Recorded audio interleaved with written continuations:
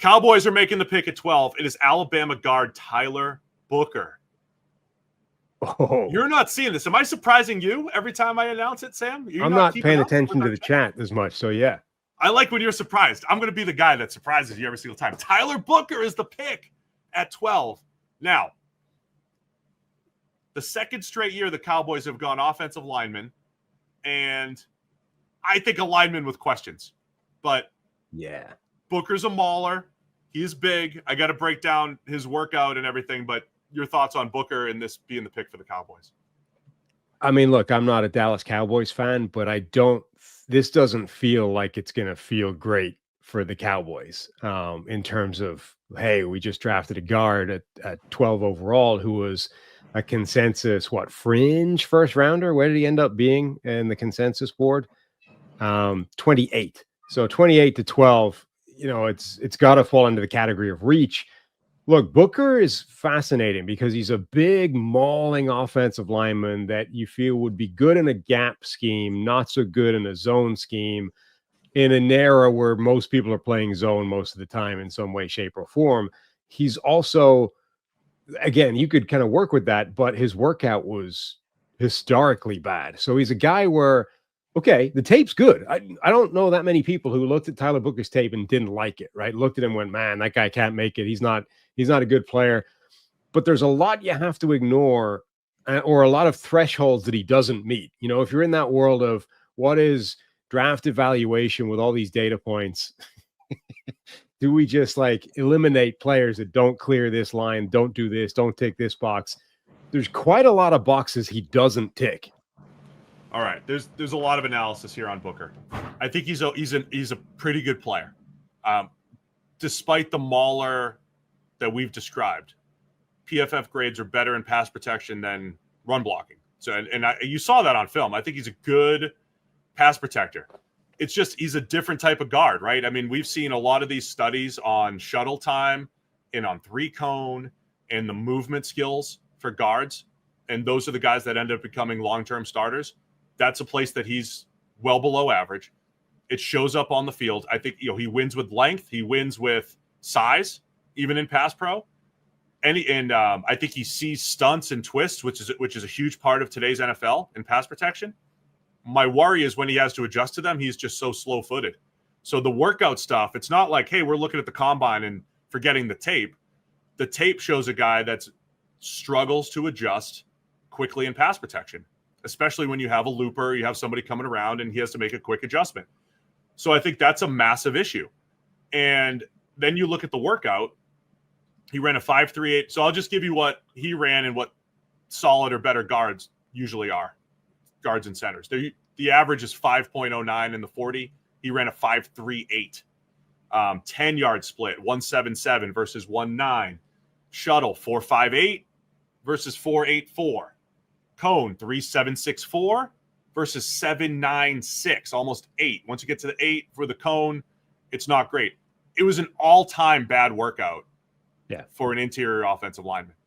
And so you're picking him at 12, right? And that's why I'm thinking, if you take him in the second, and you know who he reminds me of? Osiris Torrance, the starting guard for the Bills, who went in the second, was a fringe first-round type. Similar player, similar production profile, similar workout profile, which is fine. That's the risk at 12. And then you add in the price tag thing we were talking about with running backs. He immediately becomes the number 17 paid guard in the NFL at pick 12. So again, when we're talking positional value, whereas if they drafted Jalen Walker, say, or Mike Green or any other edge, they're the 56th highest paid edge instead of the 17th paid guard. So that's just what's on the line here. That's just what's happening here. I see the RAS, the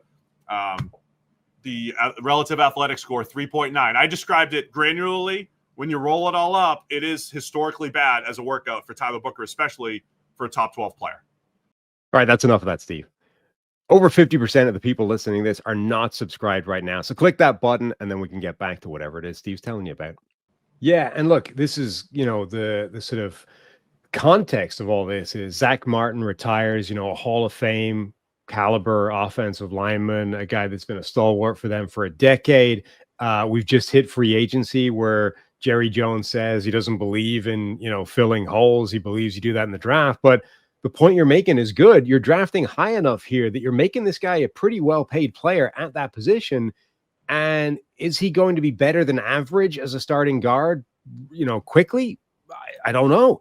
So that's a risk. Now, look, on the plus side, again, I said everybody kind of likes his tape. Like, I haven't seen many people who watched Tyler Booker's tape and said, this guy's just not a good player. He's done it, at a high level of competition in the SEC against some very good players. So all that's working for him. But this, again, when you're drafting a guy this high, you kind of want to see all the boxes ticked, right? I want a good athletic profile. I want all this sort of stuff. And there's at least a couple of those boxes that he isn't ticking. And if I was drafting an interior offensive lineman at 12 overall, even in this draft, I don't think he's the one I would be drafting. And this just marks the second straight year they draft an offensive lineman that I think has some question marks. Booker's athleticism, which shows up on film, again, good player, but I think his limitations show. And Tyler Guyton, who was a project. I think we all knew he was a project. If he figures it out, man, Tyler Guyton at left tackle, watch out. But year one, he looked like a project. 49.4 PFF grade for Tyler Guyton. He had to step in and play left tackle. Got benched multiple times for the Cowboys. So Tyler Guyton and Tyler Booker. They now have 3 Tylers on the offensive line. Where's Berman? Like the old Berman would have some sort of like Tyler, 3 Tylers and, a Cooper and a Terrence, or he'd have some sort of. They're just doing it by unit, right? Their wide receiver core is all Jalen's, and their offensive line is all Tyler's. I got to tweet this out. This is very important information. But yeah, Booker's going to step in at right guard. He's also, by the way, he's stepping in for future Hall of Fame retired right guard Zack Martin right now. Right. So that's what they've had to do the last 2 years in Dallas, by the way. And this is, from a team building standpoint, challenging. Tyron Smith, future Hall of Famer. They moved on from him. Zack Martin, future Hall of Famer. He retires. Direct replacements with upside, projectable Tyler Guyton and now Tyler Booker at right guard. Big shoes to fill for those guys. And from a Dallas standpoint, you're kind of playing whack-a-mole at this position that was very stable for about a decade, and that hurts, your team building effort across the rest of the roster. We had a couple of good super chats come in. One from Alian Adkins, who said the Vikings going to trade up and snag Ibuka before Green Bay, which would be a pretty bold move. And then Aaron Borja, I think is how we'll pronounce that, had a really good question about Shamar Stewart that I think we should save for when he gets drafted, assuming he does get drafted in this first round. But thank you to those 2 people. I'm trying to not be so negative about the players, but I want to give an objective view of what everything means, right? So I'm not trying to be negative. Again, I get it with Booker. It's high for a guard who has question marks. And I really think Dallas, if McMillan wasn't on the board or was still on the board, if Kelvin Banks was on the board, maybe they go somewhere else. I think they wanted to trade out and they just said, all right, this is the next guy for us. Yeah, look, people are going to hear what they want to hear to an extent. But I think we're being fair with this, right? We've both said, look, you can see, again, the tape is good. People like his tape. And ultimately Walt will tell you repeatedly, ad nauseum, whether you want him to or not, tape's the only thing that matters, right? His tape is good against SEC competition. He's a good player. But if you are going to draft a guy 12 overall on the interior offensive line, he was 28 on the consensus board. He doesn't tick certain boxes that you want to see tick to be comfortable making that pick. There's a lot of teams I don't think that would have made that pick. Right now, Dallas has been one of the better drafting teams in the last decade, so maybe they're comfortable and maybe they're right. But it's a scary draft pick, right? If my team had made that pick, I would be a little bit worried relative to some of the other selections that have been made already. Thanks for watching all the way to the end of our video. For more great content, click here to subscribe and here to watch another video. We'll see you again soon.